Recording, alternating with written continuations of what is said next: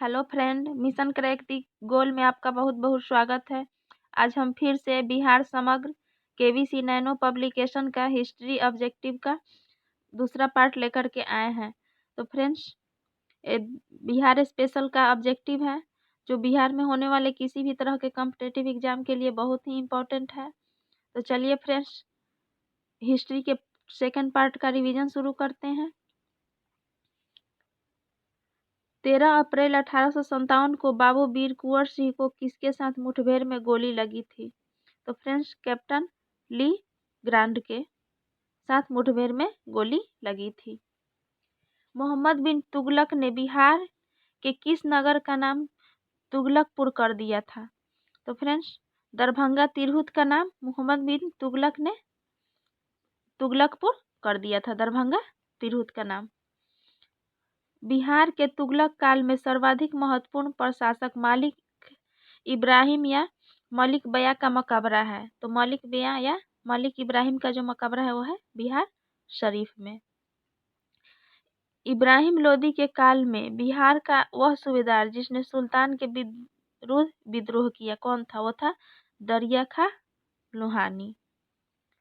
बिहार में किस मुगल शासक का राज्याभिषेक अंग्रेजों के संरक्षण में हुआ था? तो फ्रेंड्स, शाह आलम द्वितीय का जो राज्याभिषेक था वो अंग्रेजों के संरक्षण में पटना में हुआ था। 1556-57 में मुगल शासक अकबर ने किसकी विद्वता से प्रभावित होकर उसे मिथिला का राज दे दिया? तो फ्रेंड्स, महेश ठाकुर से प्रभावित होकर अकबर ने क्या किया? मिथिला का राज महेश ठाकुर को दे दिया। 1857 के संदर्भ में निम्नलिखित में से असत्य कथन का चयन कीजिए। तो फ्रेंड्स, इसमें असत्य कथन जो है वो है डी, बाबू वीर कुंवर सिंह ने पटना में अंग्रेजों की व्यापक स्तर पर हत्या की। ये क्या है? 1857 के विद्रोह से संबंधित गलत कथन है। गोलघर का निर्माण किस गवर्नर जनरल के समय हुआ था? तो गोलघर का जो निर्माण हुआ था पटना में वो हुआ था लॉर्ड कॉर्नवालिस के शासनकाल में। बिहार में 1857 में मोहम्मद हुसैन खां के नेतृत्व में विद्रोह हुआ था। कहाँ हुआ था? जो मोहम्मद हुसैन खां थे वो उनके नेतृत्व में कहाँ विद्रोह हुआ था? तो हुआ था नालंदा में। बिहार में 1857 के विद्रोही नेता अमर सिंह को किसने गिरफ्तार किया था? बिहार के जो विद्रोही नेता थे अमर सिंह, उनको किसने गिरफ्तार किया था? तो किया था महाराजा जंग बहादुर ने।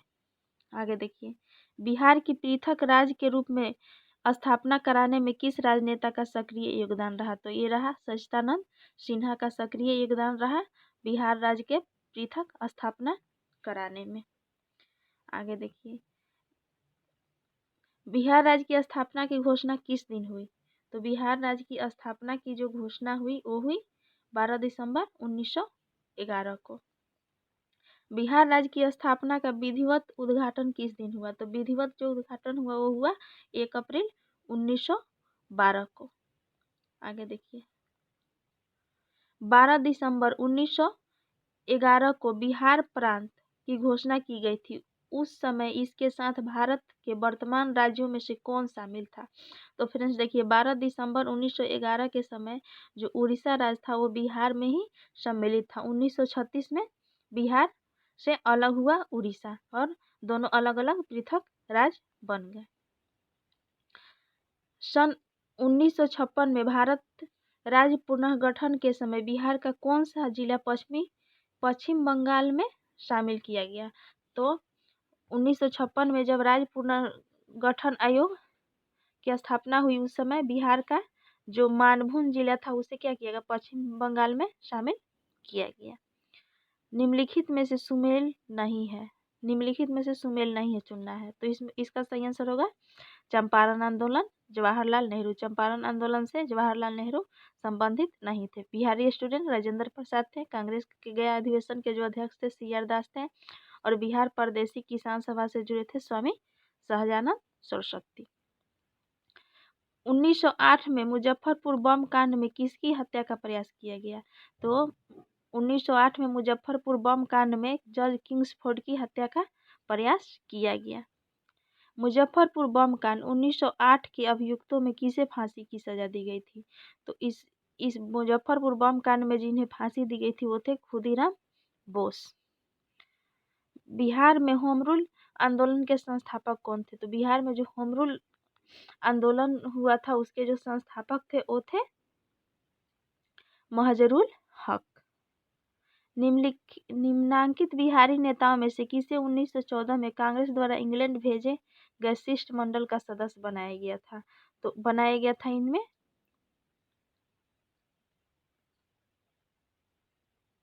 महजरूल हक को। आगे देखिए, बिहार में खिलाफत आंदोलन का आरंभ कब हुआ था? तो बिहार में खिलाफत आंदोलन का आरंभ 1919 में हुआ था। कांग्रेस के 1912 के बांकीपुर अधिवेशन की अध्यक्षता किसने की थी? तो कांग्रेस का जो बांकीपुर अधिवेशन हुआ था उसके जो अध्यक्षता किए थे RN माधोलकर किए थे। 66वीं बीपीएससी में ये क्वेश्चन पूछा था बांकीपुर अधिवेशन से। बिहार के क्रांतिकारी नेता खुदीराम बोस के वकील थे। बिहार के जो क्रांतिकारी नेता खुदीराम बोस थे, मुजफ्फरपुर बम कांड अभियुक्त, उनके जो वकील थे वो कौन थे? कालिदास बसु थे। पटना में अनुशीलन समिति की शाखा स्थापित की थी। किसने की थी? तो पटना में जो अनुशीलन समिति की शाखा को स्थापित किए थे वो थे सचिंद्र नाथ सन्याल। पटना भवानी मंदिर की स्थापना किसने की थी? तो पटना भवानी मंदिर की जो स्थापना है वो भी किए थे सचिंद्र नाथ सन्याल जी ने। भागलपुर में सक्रिय क्रांतिकारी रेवती नाग का संबंध किस संगठन से था? तो भागलपुर के जो सक्रिय क्रांतिकारी रेवती नाग थे उनका संबंध था अनुशीलन समिति से। आगे देखिए फ्रेंड, असत्य उग्म का चयन कीजिए। लोटा विद्रोह मुजफ्फरपुर सही है। नांगी हड़ताल छपरा ये भी सही है। स्वराज कथा बाल मुकुंद वाजपेयी सही है। ये शहर वेशी गुप्त सरकारी संस्था न होकर के चंपारण में कर का एक प्रकार था। सरह वेशी कर। चंपारण सत्याग्रह के संबंध में असत्य कथन का चयन कीजिए। चंपारण सत्याग्रह के संबंध में असत्य कथन का चयन कीजिए। तो फ्रेंड्स इसमें जो सही आंसर होगा वो होगा डी। चंपारण सत्याग्रह के दौरान गांधी जी ने मिल मजदूरों की समस्याओं को भी ब्रिटिश सरकार के समक्ष जोरदार ढंग से उठाया। ये गलत है। मिल मजदूर का यहाँ कोई संबंध नहीं था, ये किसानों से संबंधित सत्याग्रह था।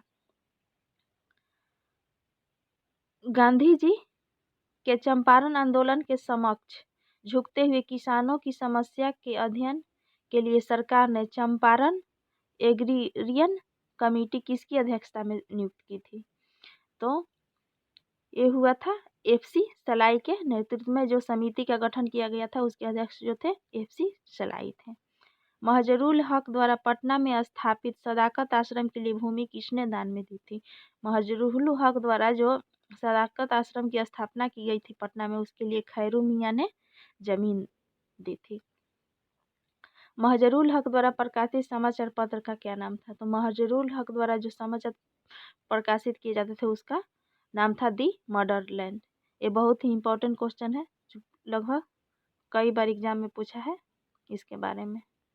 आगे देखिए फ्रेंड, बिहार प्रांतीय कांग्रेस कमेटी द्वारा कौमी सेवक दल की स्थापना कब की गई थी? तो कौमी सेवक दल की स्थापना जो की गई थी असहयोग आंदोलन के दौरान की गई थी। 1928 में पटना में साइमन कमीशन के बहिष्कार का नेतृत्व किसने किया था? 1928 में पटना में साइमन कमीशन के बहिष्कार का जो नेतृत्व है वो किए थे अनुग्रह नारायण सिंह। निम्नलिखित में सुमेलित कीजिए। Jayaprakash Narayan why socialism, Rajendra Prasad Indian divided, Sachchidananda Sinha Hindustan standard, Phanishwarnath Renu Maila Anchal. देखिए फ्रेंड्स इसमें मिसप्रिंट के कारण गलत आंसर दिया है, इसलिए हम जो मिलाए हैं उससे मिलान कर लीजिए। आगे देखिए, श्री बैकुंठ शुक्ल को किस कांड के लिए फांसी की सजा दी गई थी? श्री बैकुंठ शुक्ल को किस कांड के लिए फांसी की सजा दी गई थी? तो ये दी गई थी फणींद्र घोष हत्याकांड के लिए इनको फांसी की सजा दी गई थी। कांग्रेस समाजवादी पार्टी 1934 में प्रथम अधिवेशन कहाँ हुआ था? कांग्रेस समाजवादी पार्टी का जो 1934 में प्रथम अधिवेशन हुआ था वो कहाँ हुआ था? तो हुआ था पटना में। बिहार द्वारा मंत्रिमंडल के गठन से इनकार करने पर 1937 में बिहार में किसके नेतृत्व में अंतरिम मंत्रिमंडल बनाया गया था? तो इसका आंसर देखिए फ्रेंड्स होगा मोहम्मद यूनिस के नेतृत्व में बनाया गया था। यूथ लीग और तूफानी जत्था का गठन किसके द्वारा किया गया था? यूथ लीग और तूफानी जत्था का जो गठन किया गया था वो किया गया था समाजवादियों के द्वारा। वर्ष 1921 में पटना में स्थापित बिहार राष्ट्रीय महाविद्यालय का उद्घाटन किसने किया था? पटना में स्थापित जो राष्ट्रीय महाविद्यालय था उसकी स्थापना किसके द्वारा किया गया था? तो ये किया गया था महात्मा गांधी के द्वारा। आगे देखिए, बिहार राष्ट्रीय महाविद्यालय के प्राचार्य पर निम्न में से किसकी नियुक्ति हुई थी? बिहार राष्ट्रीय महाविद्यालय के प्राचार्य के पद पर किसकी नियुक्ति हुई थी? तो नियुक्ति हुई थी डॉक्टर राजेंद्र प्रसाद की। बिहार विद्यापीठ के प्रथम कुलपति कौन थे? बिहार विद्यापीठ था उसके प्रथम कुलपति कौन थे? तो वो थे महजरुल हक। असहयोग आंदोलन के दौरान प्रिंस ऑफ वेल्स की पटना यात्रा कब हुई थी? असहयोग आंदोलन के समय जो प्रिंस ऑफ वेल्स जो भारत आया था पटना में, वो कब आया था? भारत यानी पटना में आया था। वो कब आया था? तो आया था 22-23 दिसंबर 1921 में। श्री राजेंद्र प्रसाद निम्न में से किस नगर पालिका के चेयरमैन निर्वाचित हुए थे? 1923 में राजेंद्र प्रसाद नगर पालिका के चेयरमैन निर्वाचित हुए थे। तो वो कौन सा नगर पालिका था? तो फ्रेंड्स वो था, यहाँ देखिए, पटना नगर पालिका के अध्यक्ष निर्वाचित हुए थे राजेंद्र प्रसाद 1923 में। जयप्रकाश नारायण ने अपने जीवन के अंतिम चरण में किससे जुड़े रहे? जयप्रकाश नारायण अपने जीवन के अंतिम चरण में सर्वोदय आंदोलन से जुड़े रहे हैं। अभी बिहार ही ऐसा प्रांत है जो हमें रास्ता दिखा सकता है एवं हमारे लिए उदाहरण बन सकता है, यह कथन किसका है? अभी बिहार ही ऐसा प्रांत है जो हमें रास्ता दिखा सकता है एवं हमारे लिए उदाहरण बन सकता है, यह जो कथन है वो किसका है? तो यह कथन गांधी जी ने कब दिया था? बिहार ही ऐसा प्रांत है जो हमें रास्ता दिखा सकता है एवं हमारे लिए उदाहरण बन सकता है, तो यह कथन महात्मा गांधी का है और कब दिए थे? तो ये दिए थे 1941 में बिहार शरीफ में सामुदायिक दंगे के समय ये कथन दिए थे। नीचे दिए गए घटनाओं को उसके घटित होने वाले वर्ष की कूट की सहायता से सुमिलित करें। तो यहाँ देखिए फ्रेंड्स, यहाँ कूट की सहायता से सुमिलित करना है। पटना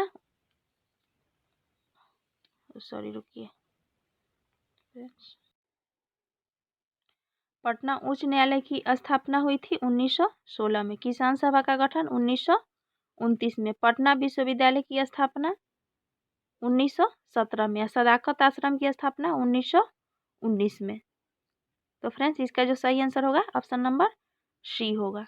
आगे देखिए, बिहार में व्यक्तिगत सत्याग्रह के प्रथम सत्याग्रही थे। बिहार में जो व्यक्तिगत सत्याग्रह हुआ था उसके जो प्रथम सत्याग्रही थे वो थे डॉक्टर श्री कृष्ण सिंह।